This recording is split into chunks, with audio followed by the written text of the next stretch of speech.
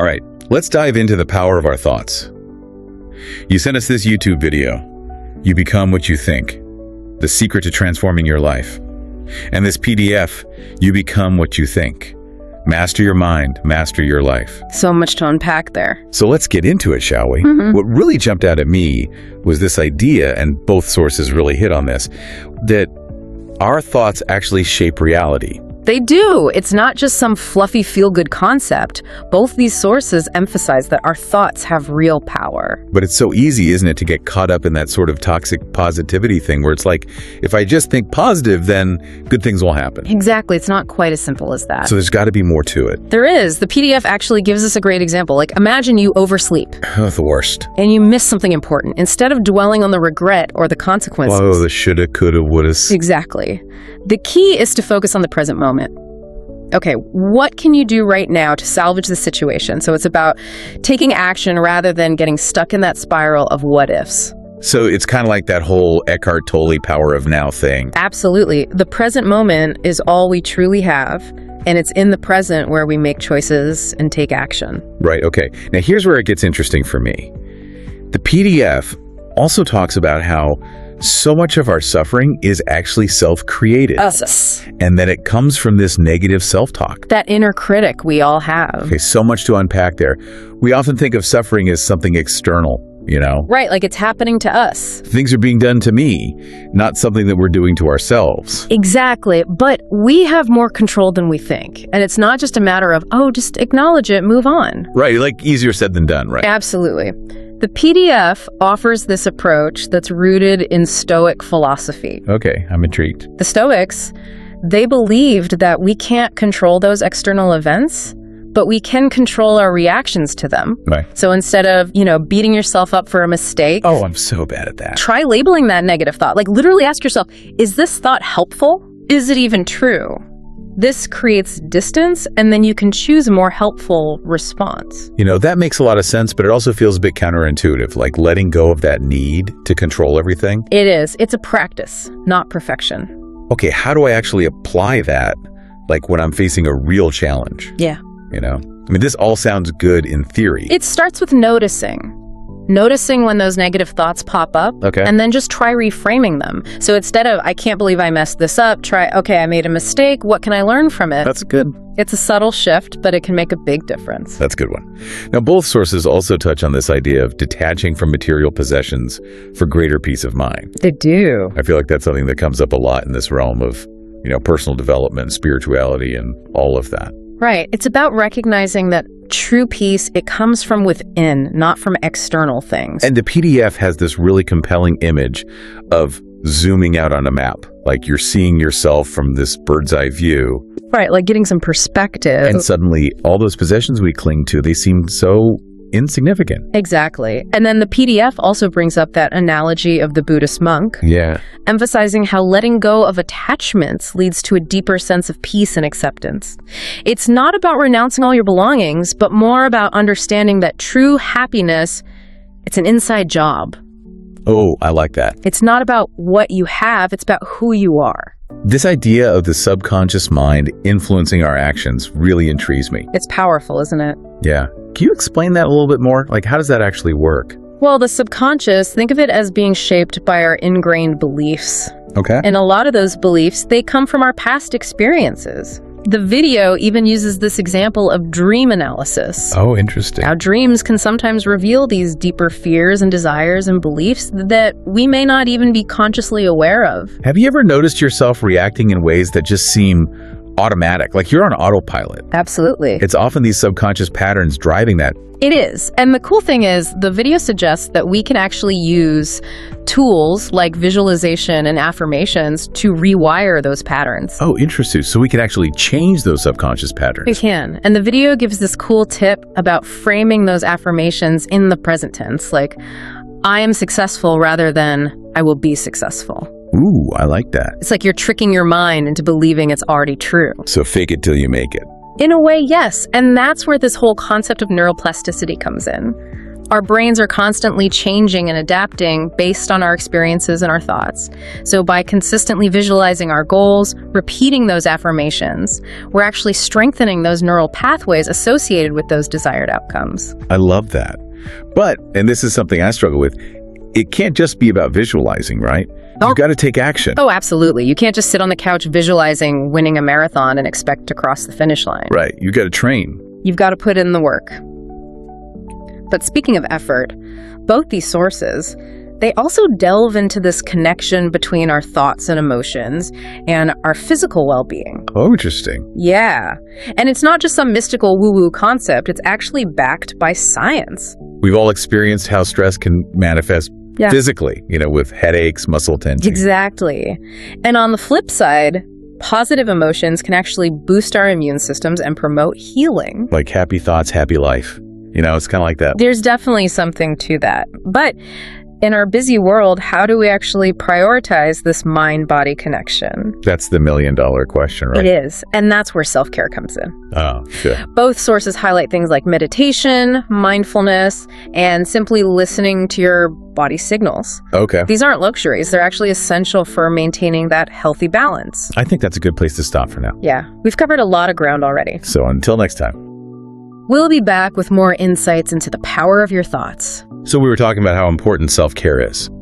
Yeah, taking care of ourselves is not a luxury. It's essential. Exactly. It's an essential part of this whole transformation process. We can't pour from an empty cup. Okay, that's a good one. Right? We've got to nourish ourselves physically, mentally, emotionally to show up fully in our lives. I've noticed that when I do prioritize self-care, even in small ways, I just have more energy, more focus to give to everything else. Absolutely. The sources we're looking at, they actually offer practical tips for incorporating self-care into our lives. Things like meditation, mindfulness, spending time in nature, getting enough sleep, and moving our bodies. Yeah, sometimes it's easy to forget those basics. It is, especially in our modern world. We're not designed to be glued to our screens all day, are we? Definitely not. We need that balance. Sometimes change, even positive change, it can feel really challenging. Oh, it can. It's like sometimes the devil you know is better than the devil you don't. Right. We get comfortable with what's familiar, even if it's not serving us. One of the sources actually points out that a lot of that resistance, it stems from fear. Okay. Fear of what? Fear of the unknown, fear of failure, fear of discomfort. Oh, yeah. But you know what? The source puts it beautifully. It says, what you are afraid of is never as bad as what you imagine. Wow, that's a good one. It is. It's a reminder to face those fears head on. Easier said than done, though. Oh, definitely. It takes practice. But the key is to start, even if it's a tiny step. Just start. That's it. The momentum builds from there. And remember, be kind to yourself throughout the process. Change is not linear. It's not. We're going to have setbacks, days when we fall back into old patterns. It's about progress, not perfection. Okay, I can get behind that. It's a journey. Exactly. And one strategy for dealing with those setbacks is to reframe them. Reframe those challenges as opportunities. Okay, instead of beating myself up. Exactly. Instead of seeing failure as a reflection of your worth, view it as a chance to learn and grow. Ooh, that's a good reframe. Right. It's all about perspective. Yeah. That's really powerful. It is. The sources also highlight the importance of your environment. Oh, interesting. Surrounding yourself with positive influences. People who uplift you, support your goals, challenge you to grow. Yeah, your tribe. Exactly. It's like that saying, you're the average of the 5 people you spend the most time with. Oh, I've heard that. If we're constantly around negativity, it's going to seep in. But being around positive, supportive people, it creates this upward spiral. Yeah, it's contagious. Exactly. One source even suggests creating what they call a challenge network, a group of trusted friends who can question your assumptions, push you to think differently. Okay, I like that. It's about having those people who can call you out on your BS in a loving way. Right, lovingly holding you accountable. Exactly. And that actually reminds me of this powerful idea in the sources about changing our identities. Oh, tell me more about that. It's not just about setting goals, it's about who we believe we are. The sources suggest that our identity isn't fixed. It's a reflection of our aspirations and our actions. Oh, interesting. Yeah, we're not stuck with our limitations. We can actively shape who we become. Okay, and I love that. Right. And the sources, they give us some tips for setting those effective goals. One is to be specific. Okay. So vague aspirations like be happier, They're not as motivating as something concrete, measurable. Be specific, I get that. It's like setting out on a journey without a destination. You might wander aimlessly. But you won't get anywhere. Exactly. The sources also recommend making those goals visible, writing them down, creating a vision board. Oh, the vision board. Classic. It's a classic for a reason. It works. Share them with a supportive friend. Accountability. Exactly. The more we interact with those goals, the more likely we are to take action. That makes sense. And don't forget to break those big goals down into smaller steps. That way you're not overwhelmed. You're focused on achieving those little wins along the way. Okay, good advice. And you know what else is overwhelming? Time. Or rather, the lack of it. Oh, I feel you. We're all so busy these days. Right. And one of the sources actually suggests that we should do less. Do less. Not in a lazy sense, but strategically. Okay, I'm intrigued. Tell me more. It's about recognizing that we can't do everything. Right. So we need to prioritize what's truly important and let go of the rest. Easier said than done, right? Right.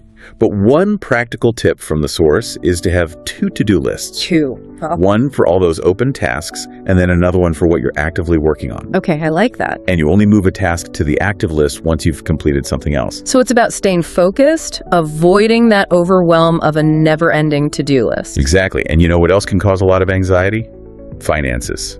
Oh, money. It's Yeah. a big one for a lot of people. It is. One key takeaway from the sources is understanding the difference between assets and liabilities. Oh, yes. Assets put money in your pocket, while liabilities take money out. Right. So simply put, the wealthy, they focus on building assets. And the poor and middle class often accumulate liabilities. Okay, and I think that's such a simple concept. It is, but it's so often overlooked. We might think we're doing well because we have a fancy car or a big house. Right, but if those things are draining our bank accounts... You're not serving us. Exactly. Yeah. They're liabilities, not assets. The sources also emphasize investing early and consistently. Okay, tell me more about that. Even small amounts compounded over time can grow significantly. It's the long game. It is. Think of it like planting a seed and nurturing it. With time and patience, it can grow into a mighty tree. That's a beautiful analogy. And let's not forget about those powerful emotions that can often drive our financial decisions. Oh, you mean fear and greed? Exactly. We've all been there. We want to make more money, but we're also afraid of losing what we have. It's a tricky balance. It is. The sources suggest that successful people, they learn to master those emotions. They don't let fear paralyze them, and they don't let greed lead to reckless decisions. Okay, so it's about finding that sweet spot. Right, that balance between calculated risk and responsible stewardship. And, that reminds me of the insights from both sources about mental health. Oh yeah, that was a powerful part of the discussion. It was. And one thing that stood out to me was how our low moods often lead to choices that keep us stuck in those low moods. Oh, it's a vicious cycle. It is. When we're feeling down, we might reach for things that offer temporary comfort. Like junk food. Exactly, or excessive alcohol, or isolating ourselves. But those things ultimately make us feel worse in the long run. Exactly. But here's the good news. The sources remind us that we have the power to break that cycle. We do. We do. One source suggests identifying our values. Oh, values. Yes, and using those values as a guide, especially when we're feeling vulnerable. Okay, I like that. So if one of my values is health, then you're less likely to reach for that bag of chips when you're feeling down. Because it goes against what's truly important to me. Exactly. The sources also emphasize self-compassion. That's a big one. It is. We all have bad days. We make mistakes. It's about treating yourself with the same kindness you'd offer a friend. Yeah, sometimes we're much harder on ourselves than we would ever be on anyone else. So true. It's about accepting that we're human, not perfect. Another crucial insight is to shift from trying to control our emotions to controlling our attention. Exactly. We can't always dictate how we feel, but we can choose what we focus on. It's like that saying, energy flows where attention goes. Dwelling on those negative thoughts just feeds them more power. It's true. So what can we do about that? One practical tip is to simply notice those negative thoughts. Okay. Acknowledge them without judgment and gently redirect your attention. To something more positive. More neutral, even. It takes practice. But it's a powerful way to retrain your mind. That's really good advice. And speaking of retraining our minds, the sources also talk about setting healthy boundaries. Boundaries. Yeah, in both our personal and professional lives, we often feel obligated to say yes to every request. It's true. We want to please people. Right, even if it means sacrificing our own well-being. But we can't pour from an empty cup, right? Exactly. The sources remind us that it's okay to say no. It is. It feels so hard sometimes. It does, but it's about protecting your time, your energy, your emotional health. Setting boundaries isn't selfish, it's actually an act of self-respect. Okay, I can get behind that. One source even suggests practicing saying no to small requests as a way to build up that muscle. Oh, interesting. It might feel awkward at first, but it gets easier over time. And then when you need to set those bigger boundaries, it'll feel more natural. I like that. Right. You're training yourself to prioritize your well-being. And you know what else is really important for our well-being? Relationships. Oh, absolutely. Relationships are everything. They are, and both sources really dive deep into this realm. Oh, good. Yeah. One of the key takeaways is that love isn't just a feeling. It's more than that. It is. It's an active practice. It's about cultivating qualities like joy. Okay. Equanimity. Equanimity, that's a big word. It is. Compassion and loving kindness. Okay, so those are like active things that we do. They are. They're not just things we either have or don't have. We can develop them? Exactly. We can develop these qualities through conscious effort. Okay, I like that. So tell me more about, what does joy mean in this context? One source describes joy as this deep and lasting happiness that we want to share with others. It's not about fleeting pleasure, but a sense of contentment and peace that radiates outward. Okay. And what about equanimity?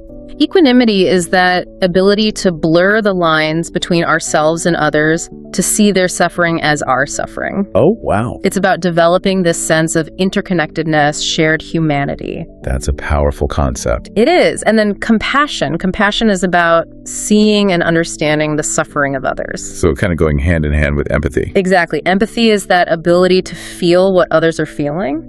And then there's loving kindness. Okay, what's that? Loving kindness is about using mindfulness to bring happiness to others, actively seeking to alleviate their suffering. So it's not just about feeling compassion, it's about doing something about it. Exactly. The source emphasizes that true love, it's not about acquiring something from someone else. It's about giving. It is. It's about recognizing and understanding their pain. And, so much of our modern world, it's so focused on what we can get from others. It is, yeah. So it's really refreshing to hear this different perspective. It is. A perspective that's focused on giving and understanding. And that brings us to another important point. The sources also highlight the importance of connecting with ourselves before we can connect with others. Okay, so we have to start with ourselves. Exactly. If we're disconnected from our own thoughts and feelings and needs, we're unlikely to show up fully in our relationships. That makes a lot of sense. You can't give what you don't have. Exactly. And one source even suggests taking a break from social media as a way to reconnect with ourselves. Oh, social media. That's a tough one. It can be. It's about creating space for quiet reflection, listening to our inner voice. Just being present? Exactly. It's so easy to get caught up in that constant stream of information and external validation that social media provides. It is. It's almost addictive. It can be. But taking a step back can be incredibly grounding. And you know what else can help us feel more grounded? Connecting with our bodies. Oh yeah, back to that mind-body connection. Exactly. Both sources really emphasize how our modern lifestyle often leads to this disconnect between our minds and bodies. Yeah, we're constantly bombarded with stimuli. Our attention's fragmented, our bodies are neglected. It's like we're living in our heads and we forget about the physical experience of being alive. So true. But the sources remind us that we can reconnect with our bodies through simple practices. Okay, like what? Mindful breathing, walking meditation, or simply taking time to savor a meal or appreciate nature. I've found that even just a few minutes of mindful breathing can make a huge difference in how grounded and present I feel. Absolutely. And that connection with our bodies, it can help us reduce stress, cultivate peace and well-being. Yeah, I feel that. Okay, so connecting with ourselves, connecting with our bodies. And connecting with others. The sources also emphasize the importance of sharing our love and happiness with the people around us. Okay. And they suggest that the more we give, the more we receive. It's like that saying, the more you give, the more you have. I like that. Right. When we focus on bringing joy to others, we create this positive feedback loop. Their happiness becomes our happiness. And it just spreads outward. It's ripples in a pond. Yeah. And it doesn't have to be these grand gestures. It'd be simple. It can. Offering a kind word, a helping hand, a listening ear. Those small things can make a big difference. Absolutely. Now, shifting gears a bit, both sources also delve into human psychology. Oh, interesting. Tell me more. One key takeaway is this. We often favor feeling right over being right. What do you mean by that? We cling to beliefs even when presented with evidence to the contrary. Oh, I know. I've been guilty of that. We all have. Sometimes it's hard to let go of those beliefs even when they're no longer serving us. So it's not about being stubborn. Not necessarily. It's about understanding that our brains are wired to look for information that confirms our existing beliefs.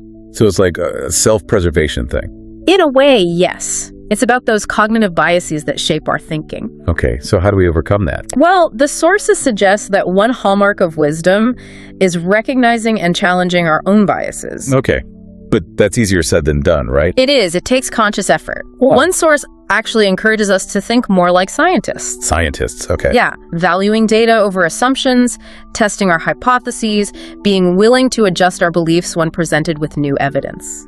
So being open to being wrong. Exactly. It's not about being right all the time. It's about being open to new information and willing to change our minds when presented with a better alternative. I like that. So think like a scientist. Exactly. Another source suggests creating that challenge network we talked about earlier. Oh yeah, that group of trusted friends. Exactly. People who can respectfully question our thinking and help us see things from different perspectives. Because we all have blind spots, right? We do. And it's helpful to have people who can point them out to us. Gently, I hope. Gently, of course. It's about creating a space for growth and learning. And that actually brings us to another really important point that both sources emphasize. Okay, what's that? Our past doesn't determine our future. It doesn't. It doesn't. We're not doomed to repeat those patterns or limitations from our childhood. Okay, that's good to know. We have the power to choose a different path. One source puts it so beautifully. It says, life isn't about finding yourself. Life is about creating yourself. Wow, I love that. Isn't that powerful? It is. We're not just passive recipients of our experiences. They're active creators. We have the power to shape who we become. Exactly. And the sources emphasize that this power to choose, it applies to all areas of our lives, from our careers to our relationships to our mental and emotional well-being.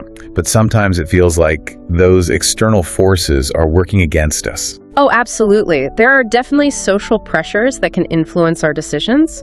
One source explores the principle of reciprocation. Reciprocation. Yeah. It's this idea that when someone does us a favor, we feel obligated to return the favor. Oh yeah, I've totally felt that pressure before. We all have. It's a powerful social norm.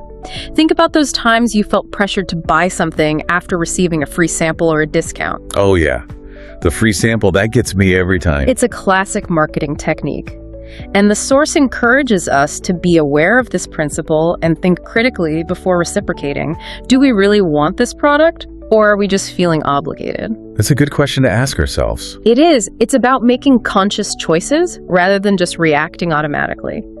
Another social pressure that's explored is scarcity. Scarcity. The idea that we perceive things as more valuable when they're scarce. Oh, like those limited time offers? Exactly. Only a few left. That's right. They create that sense of urgency. It works? It does. It makes us more likely to buy, even if we wouldn't have been interested otherwise. Fear of missing out. Exactly. So the source suggests asking yourself, would I still want this if it wasn't scarce? That's a really good question. It is. It helps us discern whether it's truly valuable to us or if we're just being swayed by those marketing tactics. Yeah, I'm definitely going to keep that one in mind. And then there's social proof. The idea that we're more likely to do something if we see others doing it. Oh, that's why testimonials are so powerful. Exactly. We're looking for validation from others before we're willing to try something new.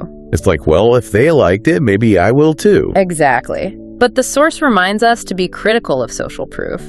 Just because something is popular doesn't mean it's right for us. Yeah, we have to trust our own judgment. We do. We need to make our own decisions based on our needs and values. Another pressure to be aware of is the principle of likability. Likability, okay. We're more likely to comply with requests from people we like. Oh yeah, like that charming salesperson who makes you feel special. Exactly. You're more likely to buy from them even if their product isn't the best fit. I've definitely fallen for that one before. We all have. It's a common sales tactic. The source suggests being aware of those tactics that salespeople use to build rapport. Okay. And focusing on the objective qualities of the product. Rather than the personality of the salesperson. Exactly. It's about separating the person from the product and making a rational decision. And then there's authority. Authority. The idea that we're more likely to obey commands from authority figures. Even if those commands go against our own judgment. Exactly. I remember learning about the Milgram experiment in psychology class. Oh, yeah. Tell me about that. It was this experiment where participants were willing to administer electric shocks to another person simply because a person in a lab coat told them to. Oh, wow. That's scary. It is. It's a powerful demonstration of how authority can influence our behavior. Yeah, just a uniform or a title can really change things. It can. It creates a sense of legitimacy that makes us more likely to comply. But I guess not all authority figures are trustworthy. Exactly. And that's what the source reminds us. Not all authority figures have our best interests at heart. We need to think critically. And use our own discernment. Absolutely. Before blindly following orders. Now let's dive into something a little different. Those two systems of thinking that govern our decision-making. Oh, yes. I've heard about this. It's from that book, Thinking Fast and Slow, right? Yes. Daniel Kahneman's book. It's a fascinating read. I've been meaning to check it out. You should. Kahneman describes these two systems as System 1 and System 2. Okay, and what are they? System 1 is fast, intuitive, emotional. It's responsible for those gut reactions, those snap judgments. So it's like the system that helps us assess danger quickly or make simple decisions. Exactly. System 2, on the other hand, is slower, more deliberate, more analytical. Okay.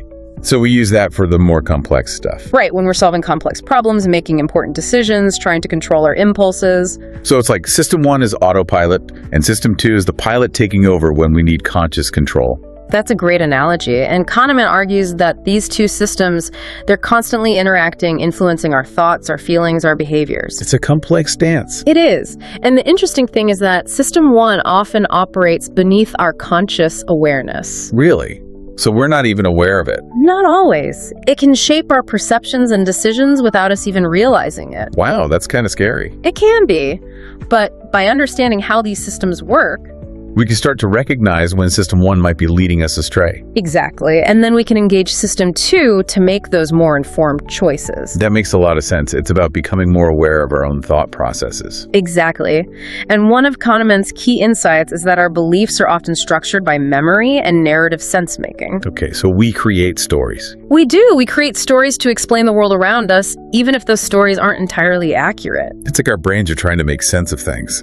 Exactly, even if it means filling in the gaps with assumptions and biases. And the sources suggest that this tendency to create narratives can sometimes lead us to cling to beliefs that are no longer serving us. So it's those stories we tell ourselves. Exactly, stories about why we're not good enough or why we can't achieve our goals. But by becoming aware of those narratives, we can start to challenge them. We can rewrite the script. Exactly. We can choose to tell ourselves different stories, stories that empower us and support our growth. Another fascinating insight from Kahneman is that we often overestimate the impact of our present emotions on our future happiness. So, like, we think if we just achieve that next goal, we'll finally be happy. Exactly. But, as Kahneman points out, our happiness levels tend to revert to a baseline regardless of external circumstances. It's like that saying, wherever you go, there you are. Exactly. We can't outrun our own minds. True happiness, it comes from within, not from those external achievements. So it's about cultivating happiness from the inside out. Exactly. And the sources suggest that one of the keys to cultivating lasting happiness is to focus on experiences rather than possessions. Okay. Experiences over things. Exactly. Material things, they provide only fleeting pleasure. But experiences, they create memories that enrich our lives in lasting ways. I'd rather have a collection of amazing travel stories than a closet full of clothes I never wear. Exactly. And the sources also highlight the importance of savoring those experiences. Being present. Being present in the moment, rather than letting our minds wander to the past or the future. It's about appreciating those little things. The beauty of everyday life, the simple act of being alive. Now, this might sound counterintuitive. Okay, I'm intrigued. Hit me with it. One of the most profound concepts explored in the sources is the idea that being indifferent to death can actually enhance our lives. Okay, that does sound a little counterintuitive. How can thinking about death make our lives better? The sources argue that by accepting the inevitability of death, we can actually free ourselves from fear and live more fully in the present moment. So it's about, like, acknowledging our mortality. Exactly, and using that awareness to motivate us to make the most of our time. Okay, I can see that. It's a powerful reminder that life is precious. It is. One source shares the story of Viktor Frankl. Yeah, Viktor Frankl, the Holocaust survivor. Yes. He found meaning and purpose even in the midst of unimaginable suffering. And he observed that the prisoners who clung to hope and a belief in something greater than themselves were the ones most likely to survive. Wow, that's incredible. It is. It shows that even in the darkest of times, we have the power to choose our attitude and find meaning. So it's not about ignoring the difficult things in life. It's not. It's about choosing how we respond to them. That's a powerful message. It is. And the sources suggest that one of the ways we can find meaning and purpose is by taking responsibility for our own lives. We can't wait for someone else to give us meaning or tell us what to do. We need to create our own meaning through our choices and actions. We're in the driver's seat. Exactly. And one source suggests creating a bucket list as a way to identify what truly matters to us. Oh, a bucket list. I haven't thought about that in a while. It's a great exercise. What experiences do we want to have? What impact do we want to make on the world? What legacy do we want to leave behind? Those are big questions. They are, but they're worth asking. It's about getting clear on our priorities and aligning our actions with what's truly important to us. Now, one of the sources also delves into memory. Oh, memory. It's fascinating how our memories work. It is. And you know what? Our memories, they're not always as reliable as we think. Really? What do you mean? I always thought of memories as like objective recordings of events. That's what we tend to think. But our memories aren't just objective recordings, they're actually reconstructions. Reconstructions. They're influenced by our emotions, our beliefs, our subsequent experiences. So it's like our brains are constantly rewriting the script. Exactly. Editing and reinterpreting the past to fit our present perspective. Wow, that's kind of trippy. It is. And the source suggests that this tendency to reshape our memories can sometimes lead to those cognitive biases we talked about earlier. Oh, where we remember things in a way that confirms our existing beliefs. Exactly, even if those beliefs are flawed. So our memories can actually reinforce our biases rather than challenge them. That's interesting. So what can we do about that? One practical tip from the source is to be aware of this tendency to rewrite the past and seek out different perspectives on events. Talk to people who were there, look at photos or videos, or simply consider alternative explanations. So it's about recognizing that our memories are subjective. Exactly, and that there's always more than one way to interpret the past. And that brings us to a really intriguing concept. Okay, I'm all ears. The idea that we should actually welcome being proved wrong. Welcome being wrong. I know it sounds counterintuitive. Yeah. But the sources argue that being wrong is actually an opportunity for growth and learning. Okay. So it's not about being right all the time. It's not. It's about being open to new information, willing to change our minds. Being humble. Exactly. One source even suggests actively seeking out information that contradicts our views. Really? Like intentionally trying to prove ourselves wrong. It might sound crazy, Yeah. but it's about challenging our assumptions, testing our hypotheses, being willing to adjust our course when necessary. So it's about being committed to truth. Exactly, wherever it may lead. And that brings us to one of the most profound takeaways from these sources. The idea that our lives are a journey of constant growth and transformation. It's about evolving. Exactly. It's not about arriving at some fixed destination. It's about the journey. Exactly. It's about embracing the process of becoming. And the sources offer a wealth of practical tools and strategies for navigating that journey, for cultivating a mindset of growth, resilience, and abundance. So much good stuff in here. There is. They remind us that we have the power to shape our thoughts, our emotions, our experiences. We're not just passive recipients of fate, but active creators of our own reality. I think this is a great place to stop for now. We've covered so much ground. We have, but there's still more to explore. So join us for the final part of our deep dive into the power of your thoughts. We'll see you soon. We're back. And we're talking about how we're not just passive recipients of fate, we're active creators. We are. And, that's one of the most empowering messages from these sources. We have the ability to choose our thoughts, manage our emotions, and take actions that align with our values and aspirations. Yeah, we've covered a lot in this deep dive. We have. We started with the power of our thoughts. That our thoughts can actually shape reality. Right, and we've explored all these practical strategies for creating positive change in our lives. From those specific techniques to those bigger picture philosophies. Right, we've gone from you become what you think, which can feel kind of vague, to what that actually means. Like, what does that look like in our everyday lives? Right. We've discussed how our thoughts, they influence not just our internal world, but also our relationships, our finances, our health. Our perception of time, even death. It's been amazing to see how both of these sources, the YouTube video and the PDF, they really complement each other. They offer this holistic perspective on personal transformation. And we've gone deep. We haven't just skimmed the surface. We've really explored those specific examples and techniques. Exactly. Acknowledging and reframing those negative thoughts, setting healthy boundaries, practicing gratitude, using visualization, connecting with our bodies. And we've gone beyond just personal development to look at those social and psychological factors that can influence our choices. We talked about cognitive biases, social pressures. There are two systems of thinking. Yeah, it's like we're giving you this toolbox filled with practical tools and strategies. Exactly. To help you on your journey of personal transformation. So as we wrap up this deep dive into the power of your thoughts, what stands out to you the most? What will you take away from this exploration? What resonated with you? What's one small step you can take today? Will you start a gratitude journal? Practice mindfulness for 5 minutes. Challenge a limiting belief. Remember, transformation is a journey, not a destination. Be patient with yourself, celebrate those small wins, and never stop exploring the incredible power of your thoughts. We hope this deep dive has provided you with valuable insights and inspired you to create the life you truly desire. Thanks for joining us.